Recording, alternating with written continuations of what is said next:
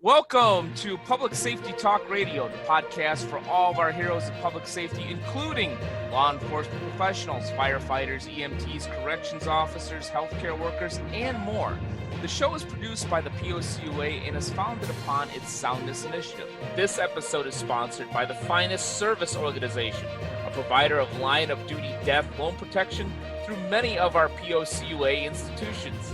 I'm your host for Public Safety Talk Radio, Ken Bader, and I wanted to come to you for a couple of reasons before we get to part one of a really insightful interview that I had the privilege of having with Scott and Liz Brown. But before I even get into that, happy holidays. I know 2021 as well as 2020 has been a rough year for our public safety professionals. And it's my hope, wish, and prayer that all of you, police officers, firefighters, EMTs, 911 operators, corrections officers, and I know I'm probably leaving out some folks, ER nurses and workers, please have a safe and pleasant and peaceful holiday season with whatever you celebrate, Hanukkah, Kwanzaa, Christmas. Have a tremendously peaceful, safe, and happy holidays with your family. But I also wanted to point out, before we get to Scott and Liz, Scott and another great colleague of mine, Victoria Newman from How to Love Our Cops, wrote an amazing book. We mention it in this particular podcast. It's called Facing Evil. As the logistics of podcasting and scheduling go, I literally had gotten the book. They were so nice enough to send me a signed copy, which I appreciate. And I received it the day that I did the interview with Scott and Liz. So I hadn't had the opportunity to really dig into it. Since that time, I had a chance to literally read it cover to cover. I do mean cover to cover. I read the epilogue, I read the back, and so forth. And I highly recommend it. Some of you know I write for Podcast Magazine, and I cover true crime. And this would definitely, in my mind, fall under that category. We're asked to rate what we listen to by a series of mics, 5 mics being the highest. If this were a podcast, I would certainly give it 4.5 mics out of 5 minimum. Is it a hard book to read? Yes. I'm not a police officer. I found at times myself getting emotional, and I'm not necessarily an emotional guy. There were times that I had to put it down. It is hard to read sometimes. It is harsh at moments, but for all of the right reasons. And I also really appreciate that when the trial was happening in the book, that we also talked about the aftermath of the people affected, not only Scott, but some of the other public safety professionals, as well as wives that had a domino effect of really hard times because of the incidents that happened that are talked about in this book and talked about in my conversation with Scott and Liz. So without further ado, happy holidays. Go grab a copy of Facing Evil. And here's part one of my discussion with Scott and Liz Brown. And I don't have just one great guest. I have 2 great guests today, 2 folks that I've had the privilege of knowing for a number of years now is Scott and Liz Brown. Scott has been serving in law enforcement in many capacities, and I can go on and on about Scott and his career. And his lovely wife, Liz, who also does work for How to Love Our Cops, I should say, which is a great organization that's supported by the POCUA, and a lot better looking than Scott, is with us today. and they have a new book out, which they promised to send me, which I haven't gotten yet, but that's probably just because I don't pick up my mail too often. But that new book that they wrote is Facing Evil, and we really want to dig into that. Scott and Liz, welcome to the show. Thank you. Okay, thanks for having us. Hey, it's great to have you. Love the dual thin blue lines in the back. Love the fact that I get to see you again. I haven't seen you in a while with this COVID garbage going on. So even though you're probably only 400 miles away from me, I haven't seen you guys in a long time. I know, that's unfortunate. Yeah, I think we decided it was back in 2019, so it's been a minute. Yeah, I think the last time was at a How to Love Our Cops event in Sacramento in January of 2019. So anyhow, we'll have to change that. But let's talk about Facing Evil. And I certainly know the story behind it. Our audience doesn't necessarily know the story, but give us a little bit of background and why it was so important to write Facing Evil. Yeah, so to give obviously the base for why we wrote it, back in 2014, I was on our POP team, kind of a Swiss Army knife at our department, running around just arresting bad guys, that kind of thing. And my partner was Danny Oliver. I've known him for over 10 years, good friends, vacationing together, kids called him uncle, that kind of thing. And then that day we stopped at a Motel 6, contacted Luis Bracamontes. He pulled a gun, shot Danny, killed him. Him and I had a shootout. He got away from me with a hole in him, but he still made it away with his wife. Went to another area, shot a civilian in the face a whole bunch of times, didn't get his car, carjacked another female, went down the road, carjacked another person, made it up into the town of Auburn, which is just out of Sacramento. Got contacted by Placer County, got in a shootout with them, eventually stole one of their patrol cars, injured one of their officers, got in another shootout, killed Detective Mike Davis before fleeing again, going into a house, eventually getting taken into custody by several SWAT teams, and then taken to the hospital. And then 3.5 years later, got roughly big old death penalty trial on the news. A lot of people saw it with his antics, his smiling, his laughing, some of the horrible things he said to me, and along with all the other people that were testifying. So that was kind of the base of it. And then there were four reasons that we've kind of come up with why we wanted to write it. Well, this is only a half-hour show. Can you do 1.5 reasons? All right, really fast. Give me, that's fine. Give me all four. Maybe we'll make 4 episodes out of it. Give me. All right, four. I'll make it quick. Take as much time as you need. Yeah. Well, the first one's really easy. It was just to keep Danny and Mike's memory alive. I want to make sure that their sacrifice is never forgotten. They gave the ultimate sacrifice, and the thought of that being forgotten tears at my heart. The second reason was to help first responders or anybody that's been through trauma. A lot of times we don't talk about it. We don't want to mention it. And through our healing, we realized that knowing that you're not alone in your feelings and your actions and, your what ifs and your I could have and I would have and should haves and why am I alive and all that stuff, just knowing that you're not alone in that is huge. And we're hoping that we can help not only the officer or the firefighter, whoever it is, military themselves, but their families, their spouses, try to keep marriages together.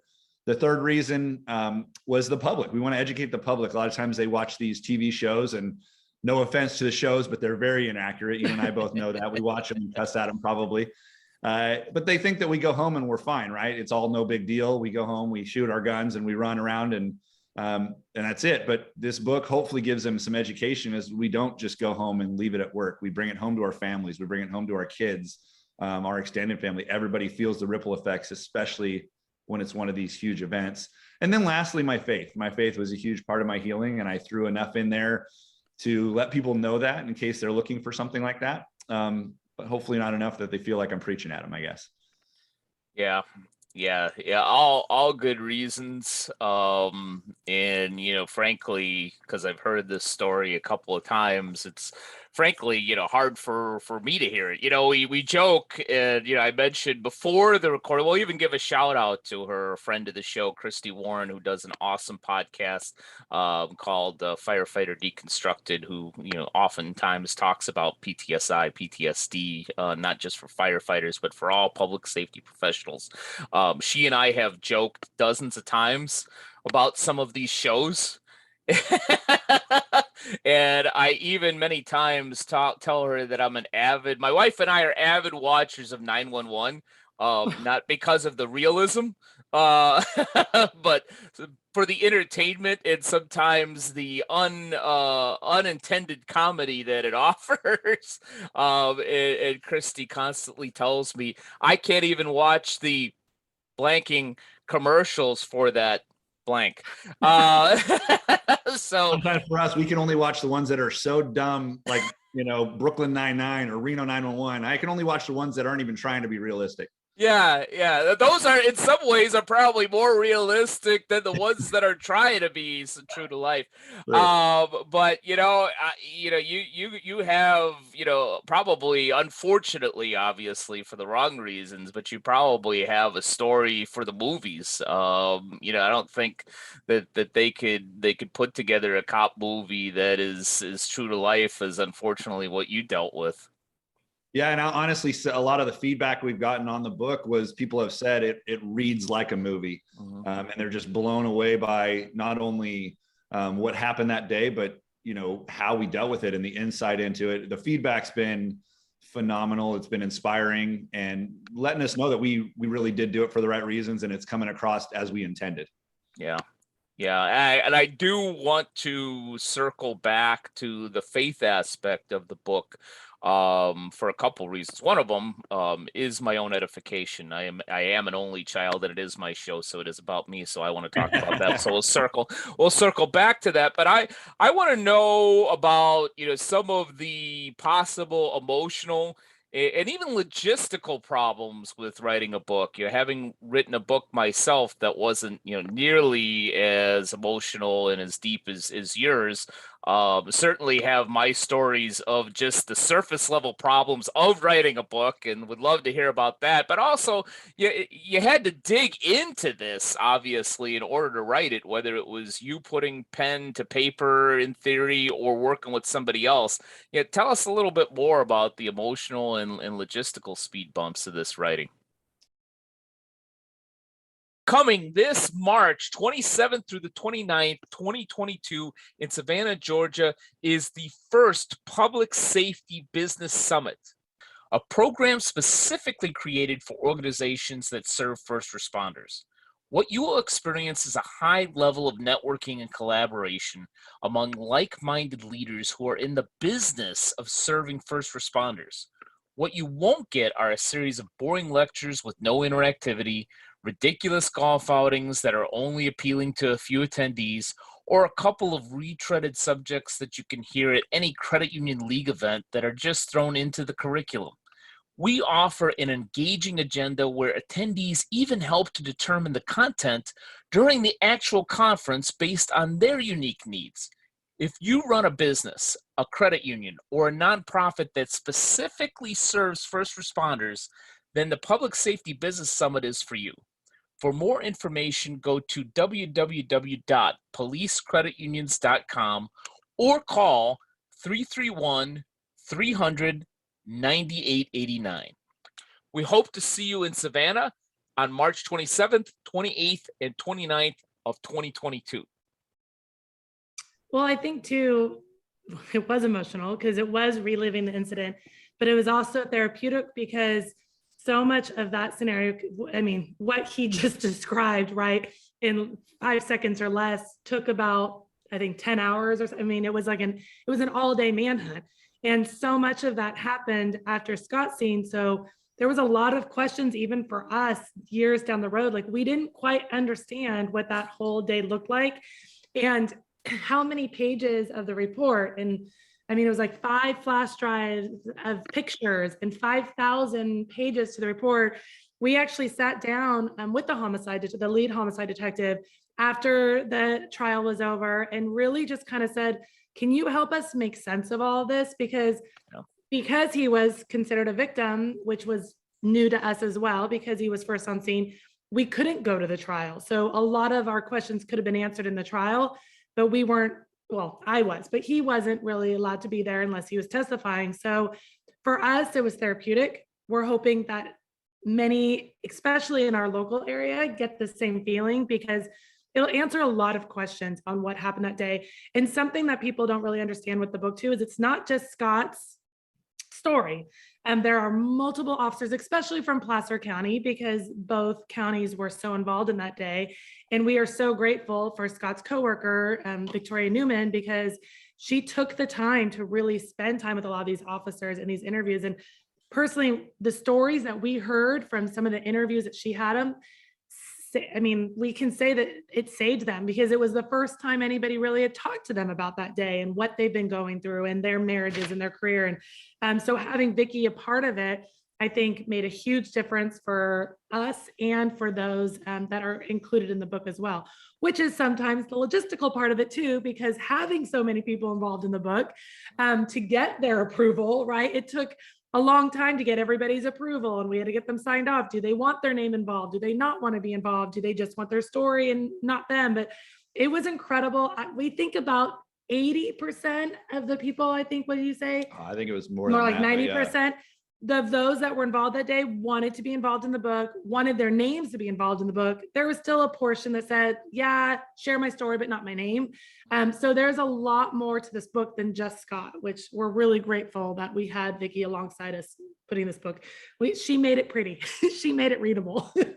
I love my husband, but I mean, he's an op, right? This is not. I'm a cop, man. Yeah. They should have added pictures and crayon pages and all Yeah. because yeah, she made it pretty. But yeah, I'm going to reiterate a little bit.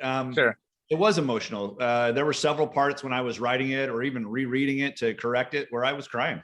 I'll admit it. I mean, and I still, if I read it right now, there's certain parts where, you know, my allergies would act up and you'd see a little bit, you know, in the old eyes.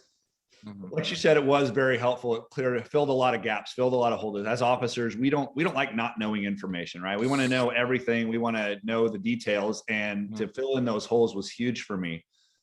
But it was hard too. I mean, it was both. It was hard. It was emotional. It was therapeutic. It picked at some scabs, but it was definitely worth it. And I think one of the things too that was hard for us is because we're so vulnerable and we share a lot of information. Yeah.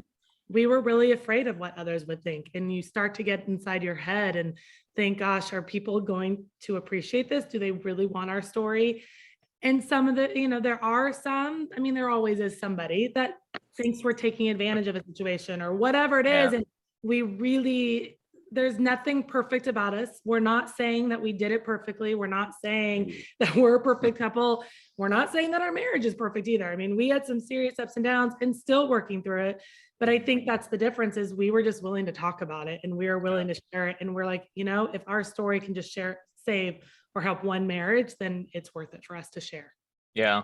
Yeah. Well, I haven't seen you in a couple years, but it looks like you've trained Scott to just listen and do what you say. So it's got to be better. It is better. I just nod and say, yes, ma'am. What do you want, dear? Smile and nod. Yeah, life goes easier that way. I definitely did not learn that in my first marriage, but that's another show. Yeah, you know, I hear what you're saying on the therapeutic side from a number of different angles. Is a little bit of a side note, but it's relevant. You know, all the way, you know, more than halfway around the world, I just covered for Podcast Magazine a podcast called Use of Force, which was a female officer from the New South Wales police force and things that she went through in the 90s and early 2000s and so forth. And some of that, you know, was really heavy, along the lines of what you dealt with, heavy. And you know, one of the things that I heard from the podcast producer, because I even asked, I said, you know, how is she doing going through all this? And she made the comment that she's really good, that she's in that good place, that there is a therapeutic aspect to that. Unfortunately, about 20% of the feedback is not positive, as on a number of different ranges. But even she was surprised that 80% of it, even from fellow law enforcement, and her take was a little bit different, where she had to call out some things that were going on in the police force. But even police officers saying, thank you for sharing. That's great that you share that. That needs to get out. I would hope that 80% of the feedback you're getting in these early stages are something along those lines. Is that true, or am I just naive on that? I would say 99%. Yeah, so far it's almost been 100% positive. I haven't heard really anything negative at all.